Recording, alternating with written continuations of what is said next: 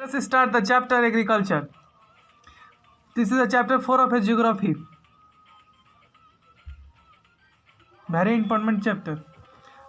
Firstly, we'll learn about what is agriculture. What is agriculture?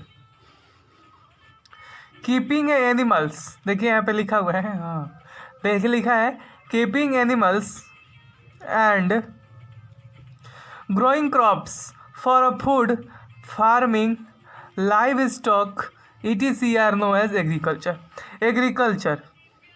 Agriculture क्या है? Food को रखना, जानवर को रखना, लाइव स्टॉक करना और ये सब सारे प्रक्रिया को मतलब anything which we can grow in field, putting a livestock, keeping a farming, keeping a poultry farming, these all activity are included in agriculture.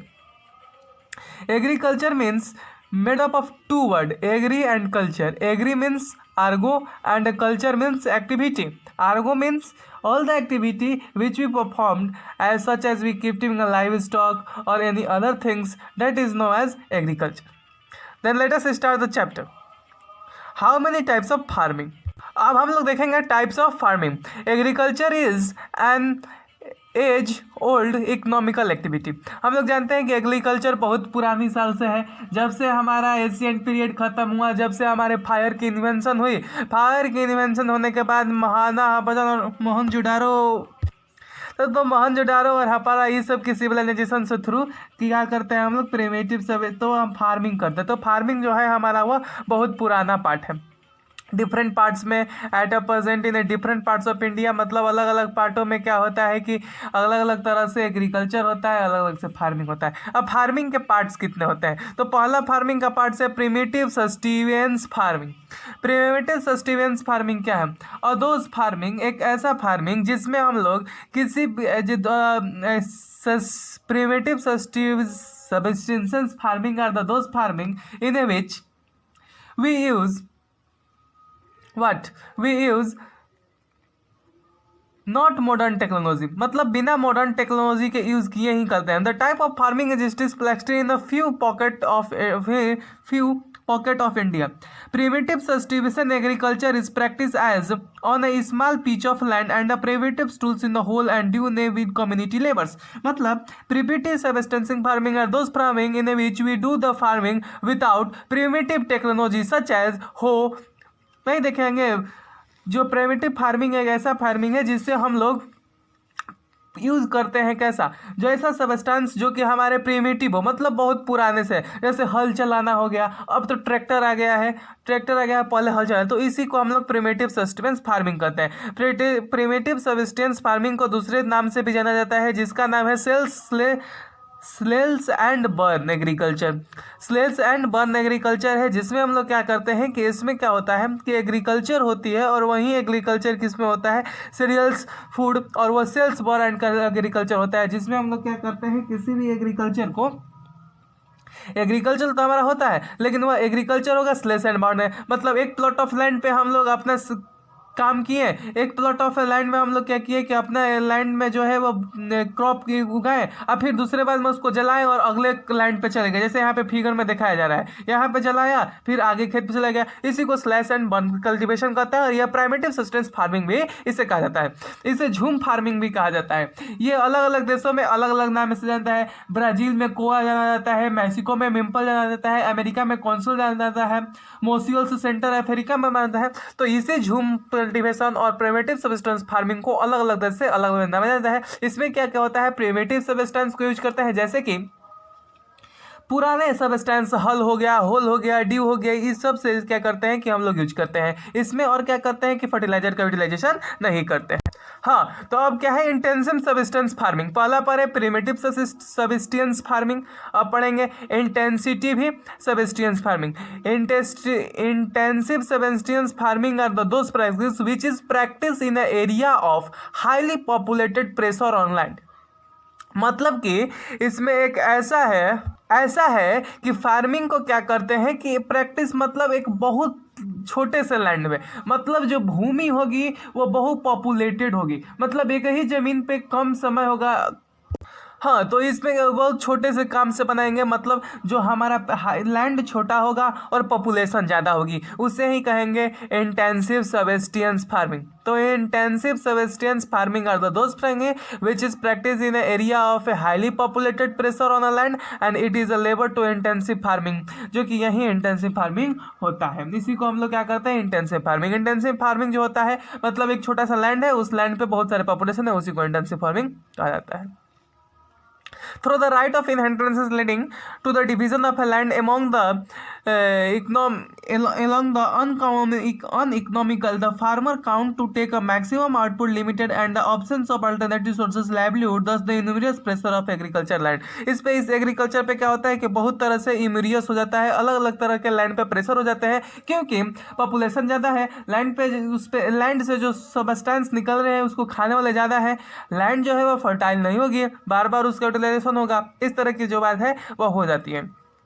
अब है हमारा कमर्शियल फार्मिंग। कमर्शियल फार्मिंग क्या है, तो the main characteristic of the type of farming is used to the higher doses of mode input, example high yielding variety seeds, chemical fertilizer, insecticides, pesticide in other obedient higher productivity.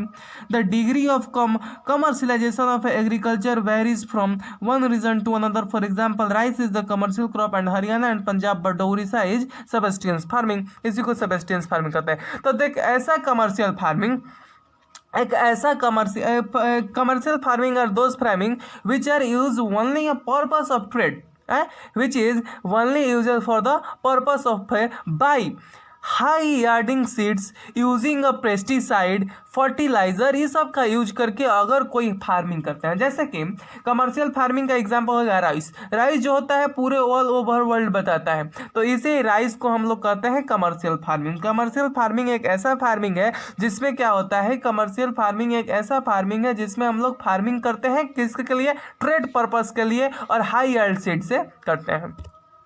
इसी में है plantation types, commercial का ही एक है plantation type जो कि grown होता है लार्ज एरिया में and interfaces the industry. Plantation cover a tract on the land using the capital investment, उसमें कैपिटल इन्वेस्टमेंट और लेबर बहुत ज़्यादा होता है। इंडिया में भी टी, कॉफ़ी, शुगर कैन, ये जो है वो प्लांटेशन है। प्लांटेशन मतलब एक साल के लगा दिए जाते हैं और फिर उसको प्लांट किया जाता है, तो ये सब जो होते हैं प्लांटेशन ट्री होते हैं। प्लांटेशन जो होता है वो कमर्शियल में ही आता है। अब क्रॉप पैटर्न क्या है, इंडिया में किस तरह से क्रॉपिंग पैटर्न होती है, इंडिया में किस तरह से क्रॉपिंग पैटर्न होती है। तो you have study the physical diversity and the plurality of the culture in India. हम लोग जानते हैं कि इंडिया में कितने तरह के सीजन होते हैं, सीजन के हिसाब से हमारा क्रॉप पैटर्न बटा है। कभी देखते हैं कि ठंडे के दिन में चावल होती है, चावल की हार्वेस्ट होती है, गर्मी के दिन में चावल की क्रॉपिंग होती है, मतलब प्लॉगिंग होती है, उस समय चावल बोआ जाता है, प्लॉग किया जाता है, और ठंडों के दिन में उसको हार्वेस्ट किया जाता है।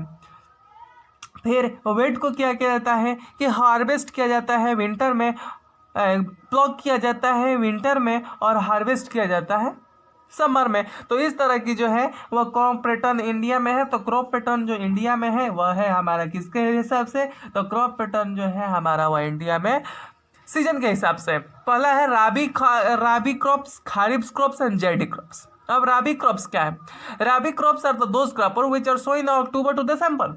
राबी क्रॉप एक ऐसा क्रॉप है जो कि अक्टूबर और दिसंबर में बोया जाता है और समर के सीजन अप्रैल और जून में क्या कहता है, काट ले जाता है।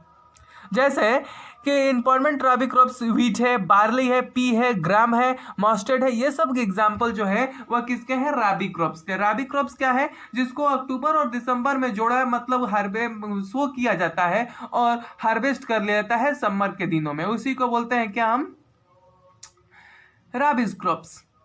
उत्तर प्रदेश, झारखंड, हिमाचल प्रदेश, हरियाणा, इसमें क्या कहता है, ये राबी क्रॉप्स की कल्टीवेशन होती है। तो rabi crops are the those crops which are sown in the summer season and harvest in the winter season are known as rabi crops. उसी को राबी क्रॉप्स होता है। It is mainly founded in the northern western part of Punjab, Haryana, Himachal Pradesh, Jammu Kashmir and other all over the country.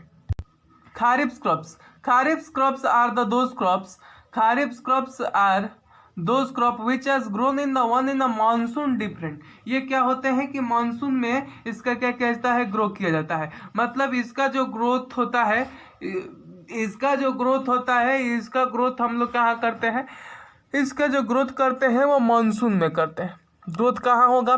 Different parts of the country and the harvest on September to October. यह क्या कहता है से मतलब ये गर्मियों के दिन में बोए जाते हैं, मतलब इट्स बोए नहीं जाते हैं। सितंबर और अक्टूबर में क्या कहते हैं, इनको बोया जाता है, और ठंडे के दिनों में, विंटर के दिन में क्या कहते हैं, हार्वेस्ट कर लेते हैं। जैसे पैडी, ऊद, कॉटन, जूट, ग्राउंडनट, और सब में ज़्यादा ये पाए जाते हैं। तो हम क्या कर सकते हैं, kharif crops are the those crops which are grown in the summer season and harvest in winter season. In the season of September October में इसका क्या होता है, हार्वेस्ट हो जाता है, और जून जुलाई में क्या होता है, इसका प्लॉगिंग हो जाता है, सोइंग हो जाता है। उत्तर प्रदेश, बिहार, राजस्थान, इधर उड़ीसा और इस सब में क्या कहता है, इसका ज़्यादा पाया जाता है। अब क्या है JD crops? JD crops the short period, एक शॉर्ट पीरियड जो होता है राबी और खारिफ क्रॉप में जो शॉर्ट पीरियड्स होते हैं उसी को बोलते हैं जेडी क्रॉप, जिसमें हमको खीरा मिलता है, कुकम्बर और इस तरफ के कुकम्बर हो गए। कुकम्बर के बाद हमारा जेडी कुकम्बर हो गया, कुकम्बर हो गया, मस्कमेलन हो गया, वाटरमेलन, ये सब जेडी क्रॉप है। ठंड गर्मी के दिन नहीं मिलता है ये। तो ये सब क्या है कि the short period between kharif crop and rabi crops. Rabi crops और खारिफ क्रॉप्स के कल्टीवेशन मतलब हार्वेस्ट हो जाने के बाद जो पीरियड बचता है उसमें जिस क्रॉप को यूटिलाइजेशन किया जाता है, ग्रो किया जाता है, उसको बोलते हैं जेडी क्रॉप्स। और यही जेडी क्रॉप क्या होता है, जिसमें एग्जाम्पल है इसका कुकम्बर हो गया, वाटरमेलन हो गया, मस्कमेलन हो गया, इसी को हम लोग बोलते हैं जेडी क्रॉप्स। मेजर क्रॉप्स हमारे इंडिया में कितने होते हैं? हमारे इंडिया में कितने मेजर क्रॉप्स हैं? तो हमारे इंडिया में non variety of foods and non foods crop है। यहाँ पे बहुत सारे के वैरायटी तरफ से फूड्स है, फूड क्रॉप्स है, और non variety of food crops होते हैं यहाँ पे। जैसे कि राइस है, व्हीट है, मिलेट्स है, पल्स है, टी है, कॉफ़ी है, शुगर कैन है। तो हम लोग मेजर क्रॉप्स के बारे में देख रहे हैं। तो राइस जो है वो हमारा अलग अलग तरह के मिलते हैं। राइस हो गया, व्हीट हो गया, पल्स हो गया, coffee, sugar cane, oil, seeds, ये सब जो है वो हमारे मेजर क्रॉप्स हैं।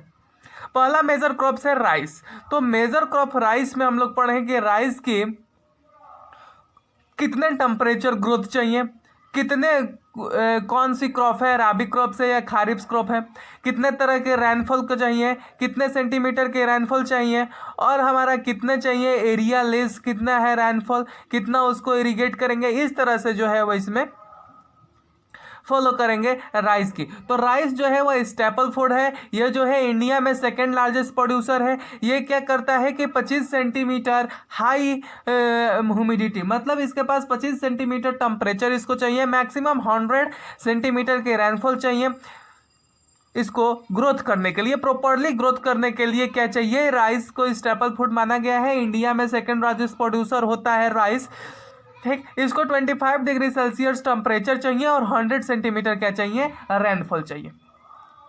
राइस को ग्रो करने के लिए क्या चाहिए, हमारा राइस जो है वो खारिफ क्रॉप है, इसको 25 डिग्री सेल्सियस टेम्परेचर चाहिए, 100 सेंटीमीटर रेन चाहिए, और इंडिया में सेकेंड लार्जेस्ट प्रोड्यूसर है राइस, ठीक। अब क्या है, rice is grown in the plain of the northern eastern parts, north and northern eastern part in India, coastal areas and the Deltaical region developed the dense network and the canal irrigation tube well and the many possible growth area less rainfall such as Punjab, Haryana, West Pradesh, Rajasthan and तो इसमें क्या होता है, rice जो है वो growth करती है, और राइस ग्रोथ कहाँ कहाँ करती है, तो राइस ग्रोथ करेगी राइस हाँ, तो ये जो है वह नॉर्थ और नॉर्थ ईस्टर्न पार्ट में एरिया में ये ज़्यादा पाया जाता है। पंजाब, हरियाणा, उत्तर प्रदेश, राजस्थान में जो होती है राइस की खेती बहुत ज़्यादा होती है। अब हमारा जो क्रॉप्स आता है मेजर क्रॉप्स में वह है wheat. Wheat is the second largest most important cereals crops. Wheat जो है वो most second largest cereals crops है जो कि हमारे इंडिया में क्रॉप करता है। इसको राबी क्रॉप्स कहा जाता है। इसकी टेम्परेचर होती है कूल और सीजन ब्राइट चाहिए, सनशाइन चाहिए। इसमें 50 to 75 सेंटीमीटर एनुअल रेनफॉल होनी चाहिए। ये जो होता है वह Ganga, Sutlej plain, northern east black regions और डेक्कन प्लेट्यू में ज़्यादा पाया जाता है। मेजर व्हीट्स हैं जो कि उत्तर प्रदेश में सबसे ज़्यादा गेहूँ की खेती होती है। मध्य प्रदेश हो गया, पंजाब, राजस्थान, बिहार, इस सब में जो होता है वो व्हीट की खेती ज़्यादा होती है। तो वीट क्या है? वो वीट एक राबीज क्रॉप है, राबी क्रॉप है, जो कि 75 और 50 to 75 सेंटीमीटर की बारिश चाहिए, और उसको क्या चाहिए? 25 डिग्री सेल्सियस उसको टेम्परेचर चाहिए। गंगा सतलज प्लेन मतलब नॉर्दर्न ईस्टर्न और ड्रैक्स वाल में, डेक्कन मेजर में इसकी ज़्यादा खेती होती है। पंजाब, हरियाणा, उत्तर प्रदेश और मध्य प्रदेश, राजस्थान में इस सब में इसकी खेती ज़्यादा होती है। किसकी? वीट की। मिलेट्स क्या होते हैं? ज्वार, बाजरा एंड रागी। मिलेट्स भी क्या है? एक सीरियल्स है जो कि हमारे इंडियन मेजर क्रॉप्स में आता है। तो मिलेट्स क्या है? ज्वार हो गया, बाजरा हो गई, रागी हो गई, ये इंपॉर्टेंट मिलेट्स हैं। This is known as a coarse grain. इसको क्या कहते हैं? कोरस ग्रेन्स कहते हैं। They have a very high nutrient value. इसके पास न्यूट्रिएंट वैल्यू क्या होता है? बहुत ज़्यादा होती है। रागी nutrient and roughage jowar and third most important food crop respect of the production. Most jowar producing state Maharashtra, Karnataka, Andhra Pradesh and Madhya Pradesh इस सब में ज़्यादा होता है, जो कि मिलेट्स बहुत ज़्यादा ग्रोथ करते हैं। मिलेट्स जो होते हैं ज़्यादा कैल्शियम पाए जाते हैं, वेरी रिच होते हैं, रॉफेज होते हैं। तो मिलेट्स जो होता है वह भी हमारा ज्वार और बाजरा में ही इसका एग्जाम्पल है, ज्वार एंड बाजरा, जो कि वेरी रिच होते हैं, कोरस होते हैं। Bajra grow well in the sandy soil. Sandy soil में जो बाजरा है वह जल्दी ही ग्रो करता है, मतलब अच्छे से ग्रो कर जाता है। स्वेलो ब्लैक हो जाएगा। Bajra produce state in Rajasthan, Madhya Pradesh, Haryana. Ragi is the crop in a dry region, grow in a well and red black soil, loamy soil, soil black soil, इस सब में ज़्यादा पाया जाता है। तो इसमें क्या है? बाजरा जो है वह सैंडी सॉइल और सैलो ब्लैक सॉइल में आता है, जो कि राजस्थान, उत्तर प्रदेश, महाराष्ट्र, गुजरात और हरियाणा में पाए जाते हैं। रागी एक है जो कि क्रॉप ड्राई सीजन से वेल ग्रो करता है। सैंडी में सैंडी स्वेल होता है, लोमी स्वेल होता है, ब्लैक स्वेल होता है। इस सब में क्या होता है कि हमारा रागी की खेती होती है। और रागी जो राजमा जैसा होता है ना, छोटा छोटा राजमा जैसा, वहीं उसी को रागी कहते हैं। राजमा जैसा होता है रागी। ये हिमाचल प्रदेश, झारखंड, अरुणाचल प्रदेश इस सब में पाया जाता है। अब मीज़ क्या है? मीज़ सब लोग जानते हैं, बाल कहते हैं मीज़। ये देखिए एनसीईआरटी आपको मीज़ की खेती करके दिखाया है, ये देखिए यही है। मीज़ क्या है? It is the crop which is used both as the food and fodder. ये क्रॉप है जो कि फूड और फॉडर दोनों में यूज होता है। It is a kharifs crops which is requires a temperature degree 20 degree Celsius to 27 degree Celsius. Bihar maize and the seasons of heavy fertiliser irrigation and the major find in Madhya Pradesh, Uttarakhand, Bihar, Uttar Pradesh, Telangana. ये अब है मीज़ है। मीज़ की खेती जो होती है वह हमारे पूरे वर्ल्ड में होती है, जो कि इसको 21 डिग्री सेल्सियस 27 डिग्री सेल्सियस तक टेम्परेचर चाहिए। मैक्सिमम 80 to 80 सेंटीमीटर रेनफॉल चाहिए। यह जो होता है उत्तराखंड, मध्य प्रदेश, हरियाणा, तेलंगाना, उत्तर प्रदेश इस सब में इसकी खेती क्या होती है? अच्छे तरीके से हो जाती है। मॉडर्न HIV ईड्स फर्टिलाइजर से यूज करके इसे बना देते हैं हम लोग। इसकी ग्रोथ होती है मॉडर्न फर्टिलाइजर और मॉडर्न इसके यूज करके, जिसमें हम लोग मध्य प्रदेश, उत्तर प्रदेश, बिहार, राजस्थान, तेलंगाना इसमें सब होता है। अब है हमारा पल्सेस क्या होता है? तो India is the largest producer as well as a consumer of pulses. India में जानते हैं कि ज़्यादा तरह से इसमें प्रोड्यूस भी होता है और कंज्यूम भी हो जाता है। इंडिया में ज़्यादा तरह से कंज्यूम भी हो जाता है और ज़्यादा तरफ से क्या होता है? यूटिलाइज भी कर सकते हैं। ये मेजर क्रॉप है, जैसे अरहर हो गया, चना हो गया, ये सब खारिफ क्रॉप में भी होते हैं, कहीं राबी क्रॉप्स भी होते हैं। इसको मेनली लिग्यूमिनियस क्रॉप कहा जाता है। ये नाइट्रोजन फिक्सेशन मतलब नाइट्रोजन फिक्सेशन के लिए बहुत ही मोस्ट इंपॉर्टेंट है। मध्य प्रदेश, राजस्थान और उत्तर प्रदेश, कर्नाटका इसमें ज़्यादा इसको पाया जाता है। तो पल्स हो गया। ये जो है राबी क्रॉप्स और खारिफ क्रॉप्स, इसको हम लोग दोनों कह सकते हैं। इसको राबी क्रॉप्स के भी कैटेगरी में डाला गया है और खारिफ क्रॉप के भी कैटेगरी में डाला है। किस देश में खारिफ क्रॉप का होता है, किसी में राबी क्रॉप के विंटर के सीजन में ऐसे जम जाते हैं। ये मध्य प्रदेश, सुनान, कर्नाटका, राजस्थान, महाराष्ट्र में ज़्यादा पाए जाते हैं। और food crop other than grain, मतलब जो ग्रेन छुड़ा के हैं। तो ग्रेन मतलब ग्रेन में क्या आ गए थे? पल्स आ गए थे, सीरियल्स, रागी, बाजरा, ये सब मिलेट्स, ये सब जो थे वो हमारा जो थे ग्रेन्स थे। अब ग्रेन्स को छुड़ा के कुछ फ्रूट क्रॉप्स होते हैं, तो वह है हमारा शुगर कैन। ये एग्जाम में हरदम आता है sugar cane.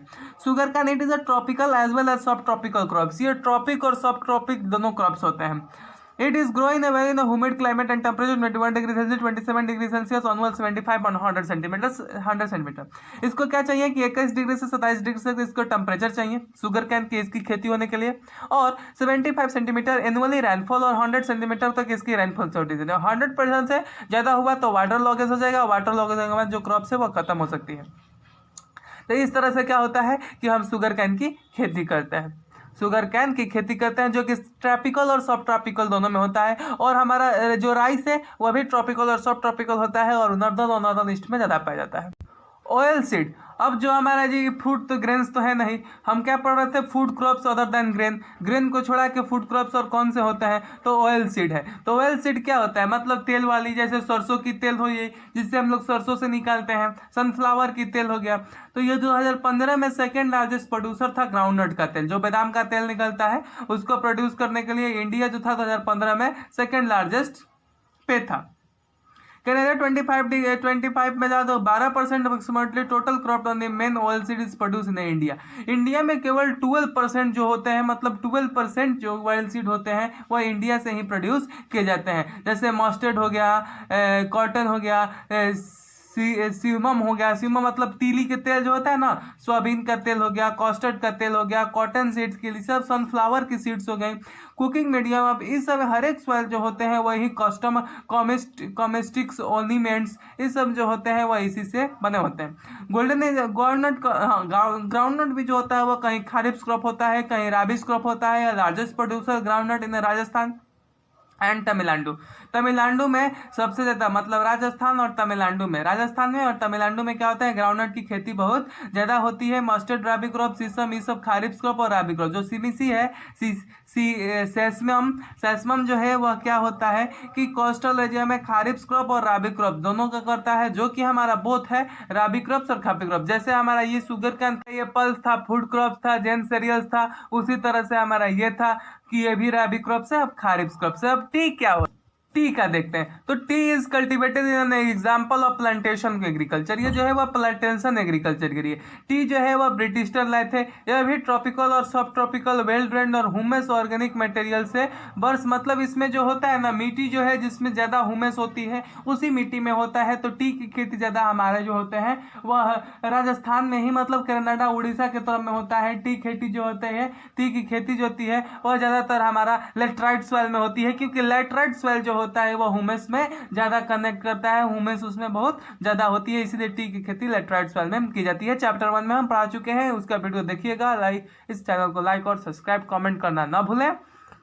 Yes guys, start the next rubber. Coffee क्या है, अब इसमें कॉफ़ी देख लेते हैं। India is a coffee is known as world. India में जो है वो कॉफ़ी सब जानता है, गुड क्वालिटी की कॉफ़ी है, जो कि अरेबिका वैरायटी कॉफ़ी जो है वह इंडिया की कॉफ़ी जो है कि वर्ल्ड वैरायटी क्वालिटी इंडिया में जो पाया जाता है वैरायटी ऑफ कॉफ़ी, उसी को हम लोग अरेबिका वैरायटी कहते हैं, जिसे यमीना ने बनाया था। अरेबिका वैरायटी जो कि यमीना देश ने बनाया हुआ था, इसीलिए इसको अरेबिका देश में से ही बनाया जाता है और वहीं से ही बना है, इसीलिए उसको कहते हैं। बाबा बुधन हिल से ये ज़्यादा पाया जाता है। कर्नाटका, केरला और तमिलनाडु में इसकी ज़्यादा खेती होती है, किसकी, कॉफ़ी की। अब क्या है हॉर्टिकल्चर क्रॉप्स। हॉर्टिकल्चर क्रॉप क्या कहता है, तो 2005 हॉर्टिकल्चर मतलब क्या, अगर हम लोग वेजिटेबल्स की, मैंगोज की, सब ट्रॉपिकल आंध्र प्रदेश की, इस सब की खेती उत्तर प्रदेश, चंपारण में नागपुर, बनानास की खेती केरला, बनानास केरला, मिजोरम, महाराष्ट्र, तमिलनाडु, लीची की, गुआवा की उत्तर प्रदेश में, बिहार में पाइनएप्पल्स की, मेघालय में ग्रेप्स की, आंध्र प्रदेश में, Maharashtra apples, pears, apricots, walnuts in Jammu Kashmir, Himachal Pradesh and get demanded world over. इस सब की जो होती है उसी को हम लोग करते हैं हॉर्टिकल्चर क्रॉप्स। जो सब्जी की खेती, फलों की खेती, इस सब की खेती करते हैं उसी को बोलते हैं हॉर्टिकल्चर। नॉन फूड क्रॉप्स में रबड़ हम देखते हैं। अब रबड़ क्या है, तो ये रबड़ जो है अगले हम लोग देख रहे थे, उसमें सीरियल्स के बारे में देखे थे, ग्रेन्स के बारे में देखे थे कि व्हीट जो है वह ग्रेन्स है, पैडी जो है वह ग्रीन्स है, राइस जो होता है वह ग्रेन्स है, सीरियल्स है, सब ज्वार है, बाजरा है, रागी है, ये सब जो था वह हमारा फूड क्रॉप्स था। अब इसमें देखेंगे जो कि नॉन फूड क्रॉप्स है। अब नॉन फूड क्रॉप्स में शुगर कैन भी है, शुगर कैन भी बस ग्रेन्स थोड़ा ना है, शुगर कैन हो गया। ये अब रबड़ हम लोग देखेंगे, अगले में क्या देखे थे, हॉर्टिकल्चर के बारे में देखे थे। अब है हमारा non food crops. Non food crops में पहला है रबड़। अब देखते हैं रबड़ क्या है। रबड़ it is a equilateral crop But under a special condition, it was also grown in a tropical and subtropical areas. It requires the moisty and humid climate with a rainfall of a more than 200 centimeter and temperature above 25 degrees Celsius.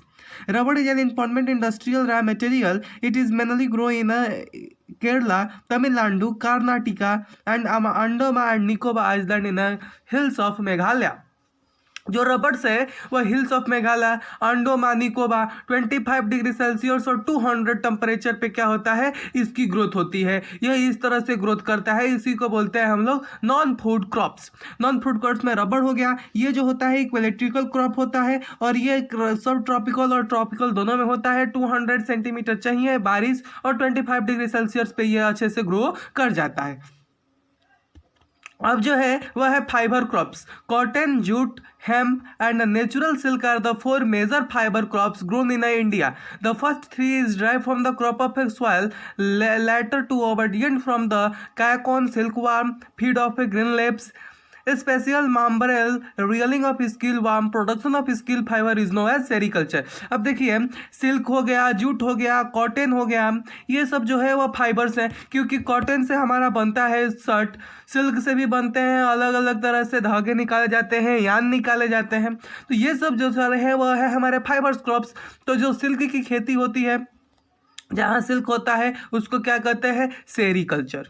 अब देखिए ये cotton के बारे में, cotton भी एक fibre है। पहले हम लोग देखें किसका, सेरिकल्चर मतलब सिल्क के बारे में। अब देखेंगे हमारा कॉटन। हम लोग जानते हैं कि कॉटन जो है वह ब्लैक सॉइल में, अगले चैप्टर में ब्लैक सॉइल में ज़्यादा ग्रो करता है। तो ये cotton plant, cotton is one of the main raw material for the cotton textile industry in 215। India was the second largest producer of cotton after China. Cotton growing in a drier plant of cotton soil and a Deccan plateau. It requires a temperature, high rainfall, irrigation 210 frost due to the burn sunshine is on the growth. It is the kharif crops requires to 8 months to mature the major cottons production state Maharashtra, Gujarat, Punjab, Haryana, Uttar Pradesh. जो cotton है वह 2015 के हिसाब से, अगर 2015 के census से देखा जाए तो जो कॉटन है वह है हमारा क्या, largest producer, second largest producer in India है 2050 में, आफ्टर देन चाइना। चाइना के बाद जो है 2015 में जो है कॉटन जो है वह लार्जेस्ट प्रोड्यूसर है। इसमें क्या होता है कि रेनफॉल चाहिए 210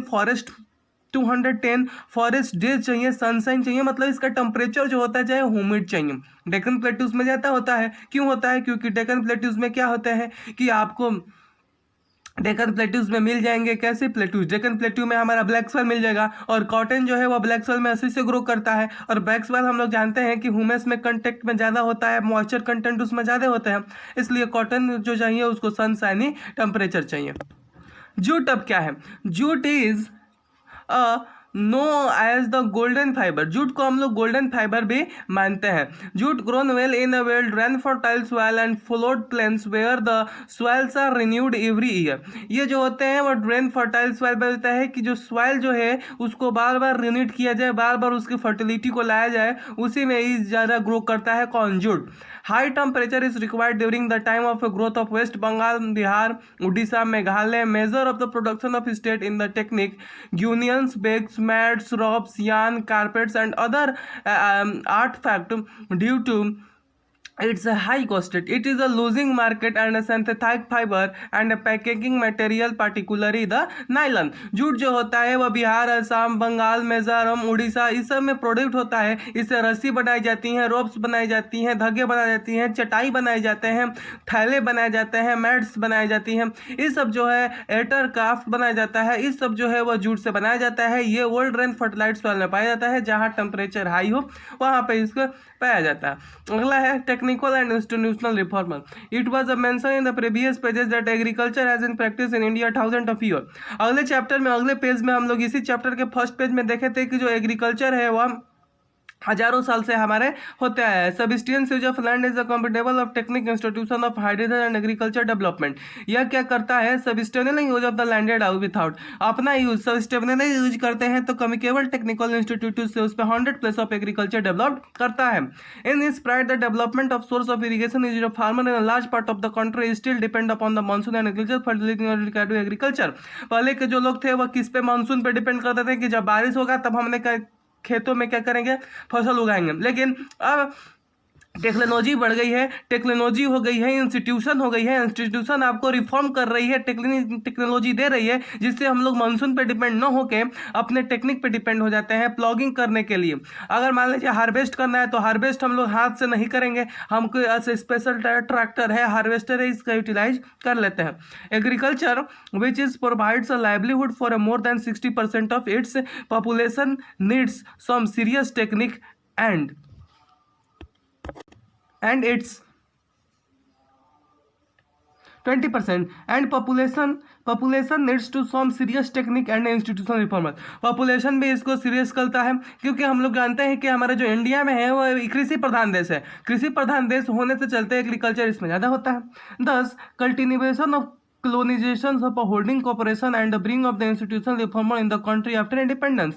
Land reformer is the main focus on the first 5-year plan। इसके लिए क्या किया गया कि फर्स्ट 5 ईयर प्लान्स बना गए, और यही फर्स्ट प्लान्स ऑफ ईयर जो होता है वह कृषि प्रधान के लोगों को प्रोवाइड करता है अलग अलग तरह से फंड। टेक्नोलॉजी टॉपिक का नाम है टेक्नोलॉजी एंड इंस्टीट्यूशनल रिफॉर्मर, यही टेक्नोलॉजी और इंस्टीट्यूशनल रिफॉर्मर करता है। The laws of land enacted under implementation of lacking backward the government of India impact in the introduction of agriculture reform improve the Indian agriculture in the 1960-97। The green revolution is based upon the package of technology and water revolution of foodware. तो अलग अलग तरह के revolution हुआ। 1960 में देख लें, 1960वीं ईस्वी में, 1970वीं ईस्वी में ग्रीन रिवोल्यूशन हुआ, और इस ग्रीन रिवोल्यूशन में क्या किया गया कि 5 ईयर का प्लान्स लाया गया। इसमें क्या हुआ, लोगों को, किसानों को 5 ईयर्स प्लान लाए गए, उसमें रिवोल्यूशन किए गए बहुत सारे हुए। दूध के लिए रिवोल्यूशन है, पोल्ट्री के लिए रिवोल्यूशन हुए, ये ग्रीन रिवोल्यूशन है। तो अलग अलग तरह के रिवोल्यूशन इसमें होते रहते थे। Some of the strategies intended to improve a lot of the Indian agriculture, but they have to be concentrated to develop the few selected area. Therefore, in a 1980-90 completing development program is intended with the include both the institutional and technical reformer, previous of the crop insurance against the food cyclone, fire and diseases establishment on the Germanian bank, cooperative society and farmers on a lower rate of interest where some improvement steps in the direction. अब क्या हुआ कि यहाँ पे जो है वह लोगों को इंस्टीट्यूशन मिला, रिफॉर्मर्स मिले, टेक्निक मिले, सारे मिल गए। तो 1960 और 1970 में हमारा ग्रीन रिवोल्यूशन हुआ, 5 ईयर्स प्लान आए, वाइट रिवोल्यूशन हुए, 5 ईयर्स प्लान आए। तो 1919 में एक डेवलपमेंट प्रोग्राम हुआ, जिससे क्या किया गया, साइक्लोन और डिजीज इससे एम्बैंकमेंट बनाए गए, उसमें किसान क्रेडिट कार्ड बनाया गया। उस किसान क्रेडिट कार्ड से क्या होता है कि और एक पर्सनल एसेंशियल इंश्योरेंस स्कीम बनाएगा, PAIS। इससे थ्रू क्या होता है कि लोग किसान जो है, गरीब किसान हैं, उनको क्या दिया जाता है, उनके डायरेक्ट अकाउंट में सरकार द्वारा, इस इंस्टीट्यूशन के द्वारा पैसा और रिलीफ फंड प्रोवाइड किया जाता है, बेनिफिटल फ्रॉम एग्रीकल्चर प्रोग्राम। और इससे बहुत ही फार्मर को क्या होता है, बेनिफिटल होता है। टेलीविजन सपोर्ट और ये सब recommended practicals and crop check exploitation of farmer services middleman. और क्या कहता है कि इन सबको क्या कहता है, दे दिया जाता है। और वहाँ पे जो मिडमैन होते हैं, तहसीलदार होते हैं, वह तहसीलदार क्या करते हैं, इसको लोगों के बीच में बांट देते हैं, किसानों के बीच में बांट देते हैं, और किसान इसे एग्रीकल्चर कर लेते हैं। अंडर पाध्यारात the spread of Gandhi ji message in almost of the country और द पंचमिनिदंस। ये हमारा हो गया contribution of agriculture to the nation economy, employment and output. Agriculture has been a backbone of Indian economy through its share. The gross domestic product GDP had registered a declining trend from a 1951 in the 2010-11 and 52% of total work। हम जानते हैं कि agriculture जो है वह backbone है, क्योंकि agriculture होता है, एग्रीकल्चर से जो फूड्स ग्रेन्स होते हैं उससे लोग चलते हैं, स्टॉक में रखाता है, रिजर्व होता है, इस तरह की प्रक्रिया होती रही। तो 2010 और 2011 में 52% ऑफ टोटल वर्कर इसमें काम करते थे। Force was implemented by the frame sector, which makes more than half of the Indian population development in agriculture or Sebastians. The declining of a share of agriculture is the GDP and a matter of serious concern, because any decline and stagnation in agriculture will lead to the decline in other shape and economical, having the wide implication for the society. Considering the importance of agriculture in India, the government of India made the contractual effect of the establishments Indian Council of Agriculture Research, ICAR। ICAR क्या है, तो ICAR एक institutional है। Topic क्या पढ़ रहे हैं, institutional and technical resources. तो ये जो ICAR है एक टेक्निकल और इंस्टीट्यूशनल रिसोर्सेज है, समझ में आ रहा है। ध्यान से समझिए, कमेंट सेक्शन में कमेंट करके बताइएगा हमें समझ में आया या नहीं आया। Establishment the Indian council, ISCA जो होता है वो, let us start the chapter. And control the horticulture development, resources development field and give the pottery improving the agriculture apart the improvement of infrastructure and strengthening of the same। इससे क्या हुआ कि GDP में बढ़ोतरी होती है agriculture से, agriculture contribute करता है जिससे जीडीपी बनती है। उसके लिए क्या बनाया गया है, एक इंस्टीट्यूशन बनाया गया है जिसका नाम है ICAR। ICAR क्या करता है कि फॉरेस्ट, इस सब इंफ्रास्ट्रक्चर को ध्यान देता है और फॉरेस्ट को बढ़ावा देता है। एग्रीकल्चर को मतलब फॉरेस्ट में एग्रीकल्चर करने के लिए क्या करता है, बढ़ावा देता है। Impact of globalisation on agriculture, globalisation का क्या इम्पैक्ट है एग्रीकल्चर पे। तो ग्लोबलाइजेशन का जो हमारा इम्पैक्ट है वो बहुत होता है। जैसे ब्रिटिश के बात कर लेते हैं तो ब्रिटिश में क्या होता है कि मर्चेंट्स थे, लैपुल्स, ये सब क्या करते थे, क्वालिटी ऑफ कॉटन को चंपारण मूवमेंट 1937 में बिहार, ये हिस्ट्री का चैप्टर नंबर 2 में आप चंपारण जब सत्याग्रह मूवमेंट था उसका देखे होंगे। यही जो था वहां पे इंडिगो की खेती करता था। ब्रिटेन जो था पहले से ही under the globalisation 1990 farmers of the depend exports by the new challenges deficit begin on the implementation of jute space and agriculture product and not able to complete to develop। ये globalisation of impact of globalisation on agriculture क्या कहता है, यहाँ पर दिया है ना, impact of globalisation on agriculture. तो impact of globalisation on agriculture यह कहता है कि इसमें क्या है कि इम्पैक्ट ऑफ ग्लोबलाइजेशन में हमारा ब्रिटिश से ही होता है। ग्लोबलाइजेशन क्या है, ग्लोबलाइजेशन में हम लोग क्या करते हैं कि एक दूसरे से दूसरे कंट्री में अपने मार्केट को एस्टैब्लिश करते हैं, एमएनसी एस्टैब्लिश करते हैं और क्या करते हैं कि लोगों के बीच में अवेयरनेस फैलाते हैं ग्लोबलाइजेशन के थ्रू। तो इम्पैक्ट देख रहे थे। तो ग्लोबलाइजेशन क्या होता था, क्रॉप होते थे, क्रॉप को हटा के इंडिगो की खेती होती थी, कॉटन की खेती हटा के वहाँ पे इंडिगो की खेती कराते थे लोग, कॉटन की खेती, टी की खेती, कॉफी की खेती करते थे। तो इससे क्या था, एग्रीकल्चर का कम हो गया था। यही था हमारा ग्लोबलाइजेशन। इससे क्या हो रहा था कि जो हमारा इम्पैक्ट पड़ता था इस पे इम्पैक्ट पड़ने लगता था एग्रीकल्चर पे। जैसे कि इंडिगो ग्रोन किए, तो इंडिगो जब ग्रोन करेंगे तो वो प्लांटेशन है, सीजनल क्रॉप है, सीजनल क्रॉप नहीं है, एनुअल क्रॉप है। तो एनुअल क्रॉप 1 साल लेगा, तो 1 साल लेगा तो फिर उसके बाद अगर उस लैंड पे अगर 2-3 बार इंडिगो की क्रॉप कर दी जाए तो वो लैंड जो होता है वो बैरन हो जाता है, मतलब बंजर हो जाता है। अब जो लैंड बंजर हो जाएगा उस पर क्या हम लोग पैडी का ग्रोथ कर सकते हैं, क्या व्हीट ग्रो कर सकते हैं, नहीं कर सकते। तो यही था हमारा impact of globalisation on agriculture. This is the end of the chapter. Please like and subscribe this channel. Comment this chapter, how you learn and what was understood by this chapter. Please subscribe, like and share among the different children.